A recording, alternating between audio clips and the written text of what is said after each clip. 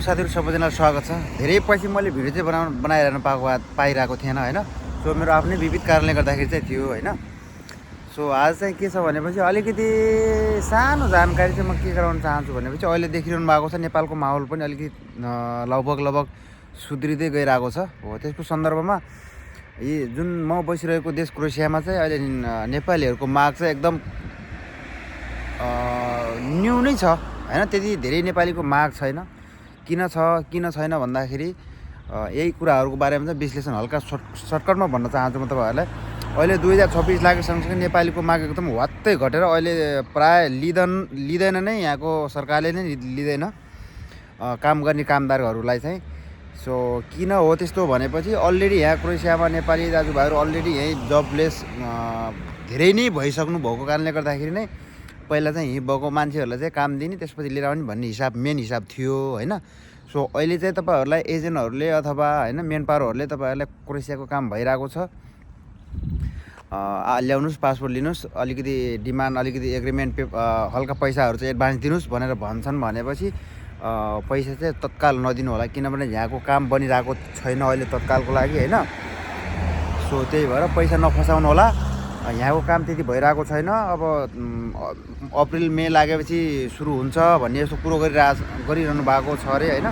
So अहिले चाहिँ तत्काल यहाँको लागि चाहिँ छैन त्यस्तो काम, केही पनि काम भएको छैन। 2026 सकेपछि 27 मा चाहिँ लगभग हुन सक्ने सम्भावना चाहिँ छ हैन।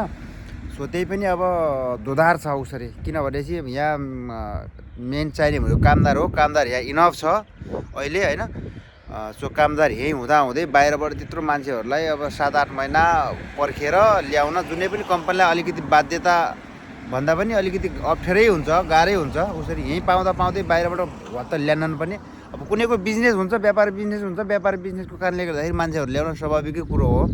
त्यसरी ठ्याप्पै ब्यान नै भएको चाहिँ होइन, तर उसरी धेरै कम अहिले मान्छेहरु छैन, त्यति धेरै लिएकै छैन। अब प्रोसेसिङ भएको व्यक्तिहरु पनि तपाईको प्रायशो रिजेक्सन अथवा वर्क परमिट इस्यु नै भइरहेको छैन यो 2026 मा।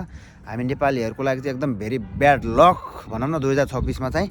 सो किन हो बुझिहाल्नुमा मेन कारण त्यही नै हो, एकदम भास्टमा छैन। अनि अर्को कुरो अलिकति हामी नेपालीहरु अलिकति पछाडी के परिरहेका छौं भनेपछि यहाँ अलिकति क्राइमहरु नेपालीहरुले अलिकति झगडा गर्ने हैन, अलिकति अपार्टमेन्ट बसिसकेपछि नेपालीलाई झगडा गर्ने हैन, अथवा त्यस्तै केही कुराहरुले गर्दाखेरि पनि हामी अलिकति पछाडी छौं। अब यस्तो चाहिँ नगर्न आग्रह गर्न चाहन्छु म चाहिँ। हामी क्रोएसियामा भएको व्यक्तिहरुले चाहिँ त्यसो नगर्दिनु होला, हाम्रो नेपालीहरुको इमेज चाहिँ खराब नगर्दिनु होला, किनभने चाहिँ नेपालमा थाहा छँदैछ नि तपाईहरुलाई अहिले एकदम राम्रो हुँदै गइरहेको छ विकास।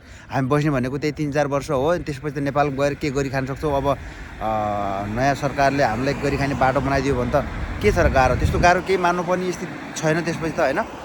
सो त्यही भएर सबै मिलेर गर्नुपर्छ। हवस्, धन्यवाद। मेरो चाहिँ अब लङ टाइममा भिडियो आएको थिएन, सो स्पेशली त्यस्तो केही पनि छैन। ल, thank you for watching my video. See you, bye by.